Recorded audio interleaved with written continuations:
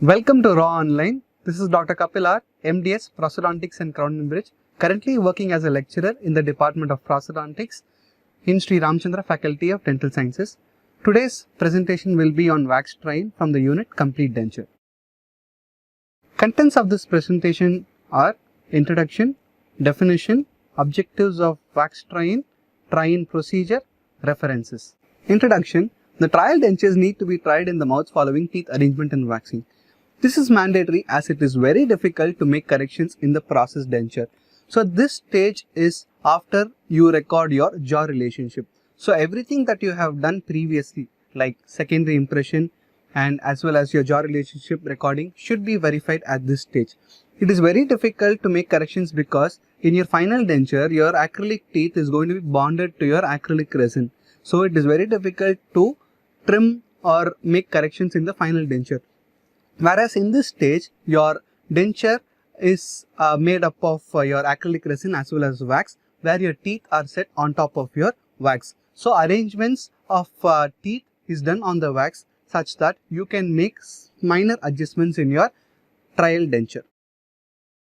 Try-in procedure offers an excellent opportunity for patient education and facilitate the patient's acceptance of the finished prosthesis. So this is basically a pre-final denture where the patient will be knowing how his or her final denture will be. Definition. Trial denture is defined as a preliminary arrangement of artificial teeth that has been prepared for placement into the patient's mouth to evaluate aesthetics, phonetics and maxillomandibular relationships. Trial placement or try-in is defined as the process of placing a trial denture in the patient's mouth for evaluation.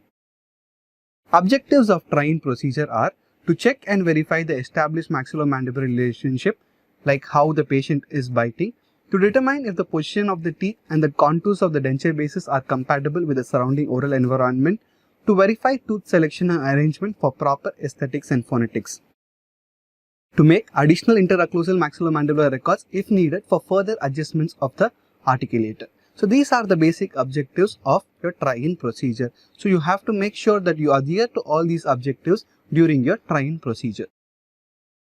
Try-in procedure is basically divided into two. So one is your extraoral examination of the trial dentures, where you evaluate the trial denture outside the patient's mouth. Intraoral examination of the trial denture is where you examine the denture or evaluate the denture inside the patient's mouth.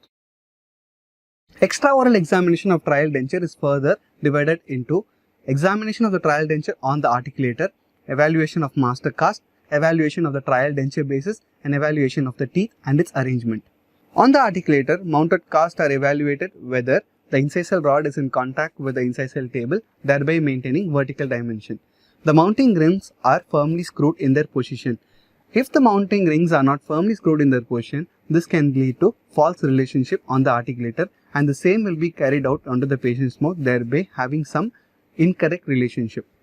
So in this picture, if you can see, you have your teeth arranged on an Hanau articulator. So you have your incisal rod that should be in contact with your incisal table. So this relationship is exact replica of the relationship that you have achieved during your vertical jaw relationship. There should not be any change in your vertical record that you have obtained during your vertical jaw relationship. Both have to be the same. So this is what I am meaning by saying that the incisal rod is in contact, thereby maintaining the vertical dimension.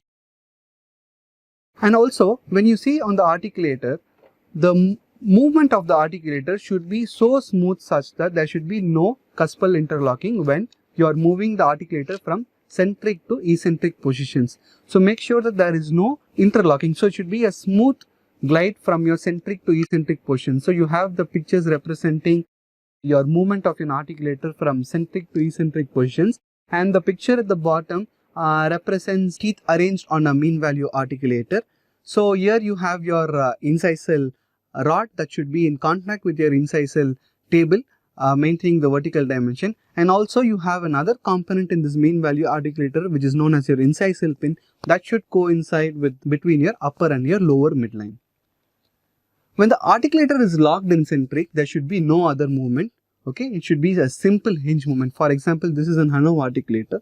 So whenever you are locking the centric locks, So there should be only a simple hinge movement. There should be no eccentric movements. So this should also be noted on the articulator. And then you have your master cast. As the final denture is processed on the master cast should be free from air bubbles or scratches, free from wax debris, because presence of these wax debris will lead to improper adaptation of the denture base on the master cast. So this will also lead to inaccurate relationship in the patient's mouth. So it will be a cumbersome procedure to correct all this in the future appointments. And any undercut present in the cast should also be relieved. If presence of any undercut, this will lead to damage to the cast. For example, when you have an undercut on a maxillary or a mandibular cast and you are pouring a record base on top. So during removal of the record base, this can damage the master cast. There can be scratches on the master cast, there can be breakage of the master cast, because your entire final denture is only going to be fabricated on this master cast. You have to make sure that you are not damaging the master cast until your last step, that is your processing and retrieval of your denture for trimming and polishing. So make sure that you block out all the undercuts present on the master cast prior to your next procedure. Trial denture bases. The trial denture bases must be stable.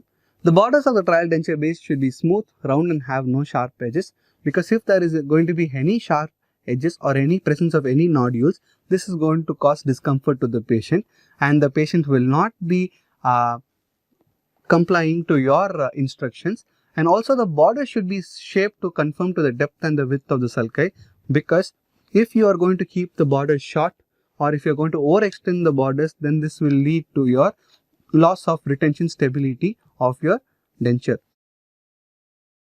And teeth, the shade, size and shape of the teeth should be re-verified.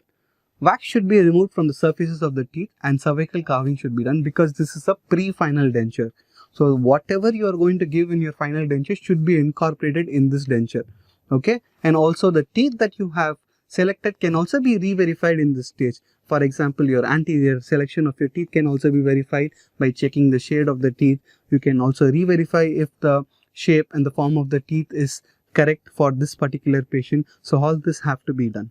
And the arrangement of teeth should also be verified if you have arranged the teeth according to the teeth arrangement principles. For example, the first picture is showing how the teeth have been arranged on a glass plate. So it is abiding to the teeth setting principles.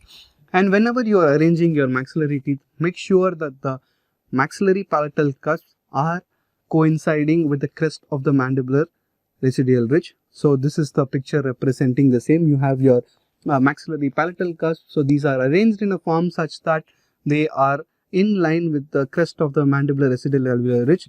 And when you come to your mandibular teeth arrangement, you have your central fossas of your mandibular posterior teeth, which coincides with the crest of the residual alveolar ridge. Only if you are abiding to these principles, you will set the teeth on the neutral zone and there will be no instability of the denture.